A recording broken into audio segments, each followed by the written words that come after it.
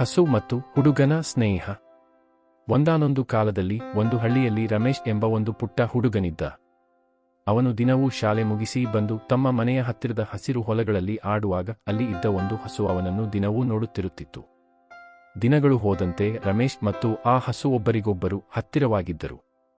ರಮೇಶ್ ಹಸುವಿಗೆ ಹಣ್ಣು, ಹುಲ್ಲು, ಜೋಳದ ತುಂಡುಗಳನ್ನು ತಿನ್ನಿಸುತ್ತಿದ್ದ. ಹಸು ಕೂಡ ಆತನನ್ನು ದಯೆಯಿಂದ ನೋಡುತ್ತಿತ್ತು ಮತ್ತು ತನ್ನ ಬಾಲವನ್ನು ಅಲುಗಾಗಿಸಿ ಅದರ ಪ್ರೀತಿಯನ್ನು ತೋರಿಸುತ್ತಿತ್ತು. ಇಬ್ಬರು ಸ್ನೇಹಿತರಂತೆಯೇ ದಿನ ಕಳೆಯುತ್ತಿದ್ದರು. ಒಬ್ಬರ ಭಾಷೆ ಇನ್ನೊಬ್ಬರಿಗೆ ಅರ್ಥ ಮಾಡಿಕೊಳ್ಳಲು ಆಗದಿದ್ದರೂ ಹೃದಯದ ನಂಟು ಬೆಸೆದಿತ್ತು.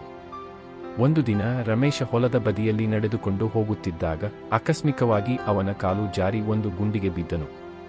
ಚಿಕ್ಕವನಾದ್ದರಿಂದ ಆತನಿಗೆ ಹೊರಬರಲಾಗಲಿಲ್ಲ. ಈ ದೃಶ್ಯವನ್ನು ನೋಡಿದ ಆ ಹಸು ತಕ್ಷಣ ಅಂಬ ಎಂದು ಬೊಬ್ಬೆ ಹಾಕಿ ಆತನ ಮನೆಯವರಿಗೆ ತಿಳಿಸಿತು. ಮನೆ ಮಂದಿ ಓಡಿ ಬಂದು ಹುಡುಗನನ್ನು ರಕ್ಷಿಸಿದರು. ಈ ಘಟನೆಯಿಂದ ಎಲ್ಲರೂ ಆ ಹಸುವಿನ ಬುದ್ಧಿಮತ್ತೆಗೆ, ದಯೆಗೆ ಹಾಗೂ ನಿಷ್ಠೆಗೆ ಅಚ್ಚರಿ ವ್ಯಕ್ತಪಡಿಸಿದರು. ರಮೇಶ ಕೂಡ ಕಣ್ಣೀರಿನಿಂದ ಹಸುವನ್ನು ಮುದ್ದಾಗಿ ಅಪ್ಪಿಕೊಂಡ. ಪ್ರೀತಿ ಮತ್ತು ಸ್ನೇಹಕ್ಕೆ ಭಾಷೆಯ ಅಗತ್ಯವಿಲ್ಲ. ನಿಷ್ಠೆ, ದಯೆ, ಸಹಾನುಭೂತಿ ಇವು ಎಲ್ಲ ಜೀವಿಗಳಲ್ಲಿ ಇರಬಹುದು. ಪ್ರಾಣಿಗಳಿಗೂ ಭಾವನೆಗಳು ಇರುತ್ತವೆ ಮತ್ತು ಅವುಗಳು ಸಹ ನಿಜವಾದ ಸ್ನೇಹಿತರಾಗಬಹುದು. ನೀವು ಕೂಡ ಎಲ್ಲ ಪ್ರಾಣಿಗಳನ್ನು ಪ್ರೀತಿಸಿ ಪ್ರಾಮಾಣಿಕ ಸ್ನೇಹ ಬೆಳೆಸಿಕೊಳ್ಳಿ.